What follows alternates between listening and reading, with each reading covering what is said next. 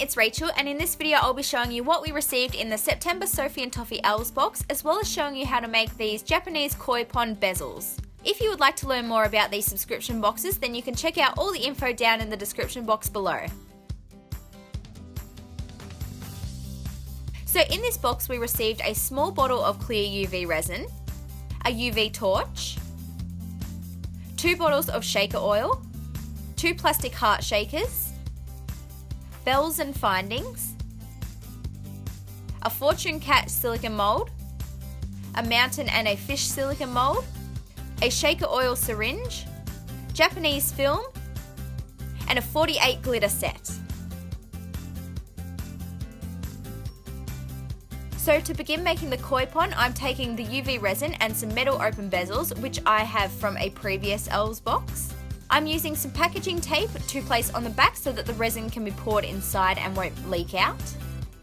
I firstly created and poured a thin white layer and then cured it up with the light.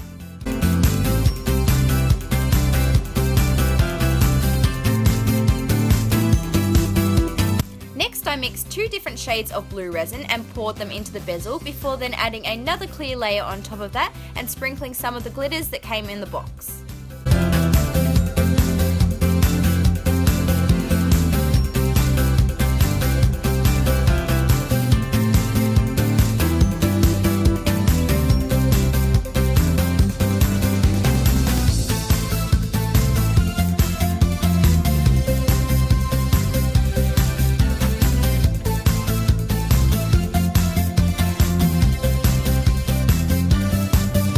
Now it's time to make the koi fish using the little silicone mould included in the Elves box. I simply made another mixture of white resin and then carefully scooped some into the mould using my toothpick.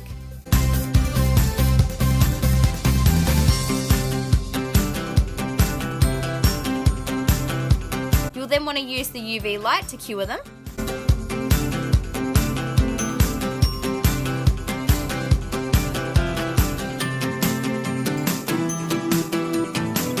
Next I took some yellow, orange and black acrylic paint along with a thin paintbrush, and then I added the small details onto the fish.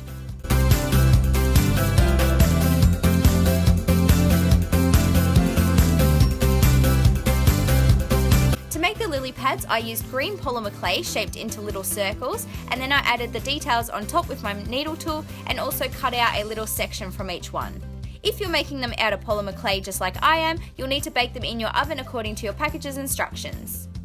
And lastly, it's time to add everything together, so I added another thin layer of the clear UV resin and then positioned on the koi fish and the lily pads. I covered mine over with the resin to help hold them in place and then also seal in the acrylic paint so it doesn't rub off. Then for some extra details, I also added in some miniature rhinestones and pearls from a previous Elves box before finally curing the resin with the UV light.